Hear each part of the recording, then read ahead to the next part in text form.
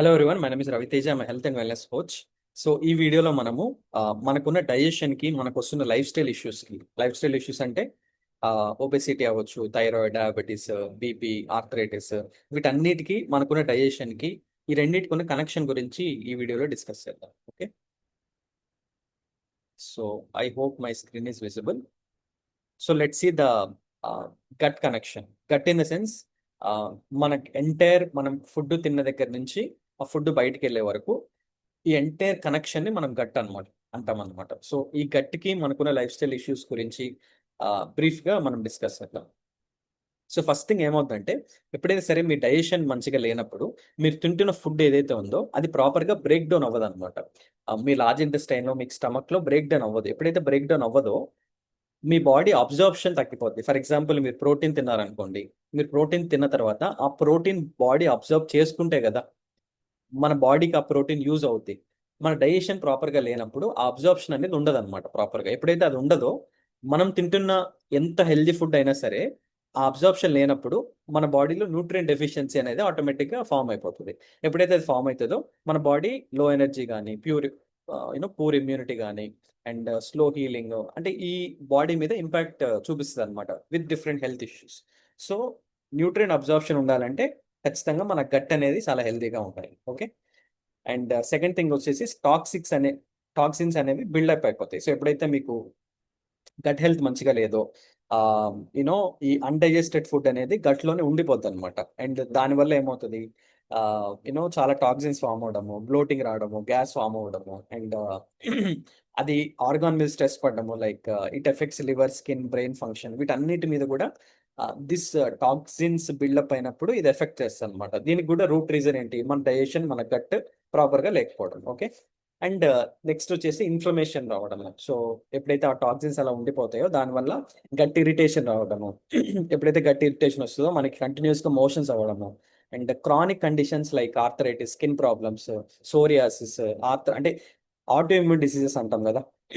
ఈ autoimmune diseases అన్ని కూడా it originates from gut health అనమాట. మరి మీ గట్ హెల్త్ మంచిగా లేకపోతే ఆటో ఇమ్యూన్ కండిషన్స్ వచ్చే అవకాశం కూడా ఉంటుంది. ఓకేనా, అండ్ ఇన్ఫ్లమేషన్ ట్రిగర్స్, బాడీలో ఇన్ఫెక్షన్స్ ఎక్కువైపోవడము, దానివల్ల పీసీఓడి ప్రాబ్లమ్స్ రావడము, డయాబెటీస్ రావడం, థైరాయిడ్ రావడం, ఇవన్నీ కూడా జరుగుతాయి అనమాట గట్ హెల్త్ ప్రాపర్గా లేకపోతే.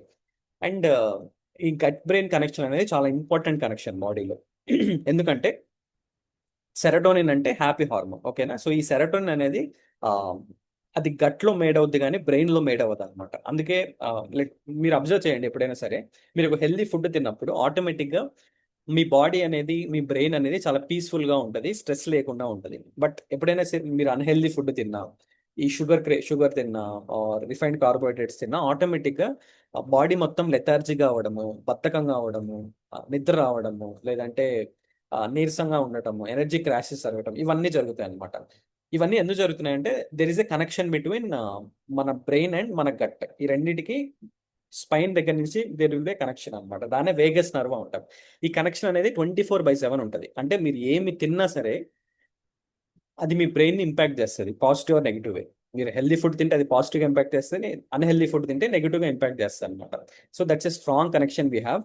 అండ్ ఈ పర్టికులర్ గట్లో మనకి 100 మిలియన్ నర్వ్స్ ఉంటాయి అనమాట. 100 మిలియన్ అంటే 10 కోట్ల నర్వ్స్ ఉంటాయి.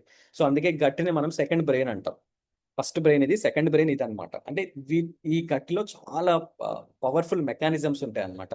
ఈ పవర్ఫుల్ మెకానిజమ్స్ ని మనం ప్రాపర్ గా యూటిలైజ్ చేసుకోవాలి హెల్త్ ఇష్యూస్ రాకుండా అంటే, ఆ గట్లో మనం వేసిన ఫుడ్ కూడా అంత ఇంపార్టెంట్ ఉంటుంది అనమాట. ఓకే, అండ్ ఫైనల్ గా గట్ కి ఇమ్యూనిటీకి కూడా చాలా కనెక్షన్ ఉంటుంది. సో ఎప్పుడైతే మీకు స్ట్రాంగ్ ఇమ్యూనిటీ ఉంటుందో దానివల్ల మీరు ఇల్నెస్ లైక్ డిఫరెంట్ ఏ వైరస్ కానీ, బ్యాక్టీరియా కానీ, ఫంగస్ కానీ మనకు తెలియకుండా మన బాడీలో వెళ్ళినా సరే మన గట్టె హెల్దీగా ఉన్నప్పుడు మనకి ఇమ్యూనిటీ లెవెల్స్ కూడా బాగా ఉంటాయి.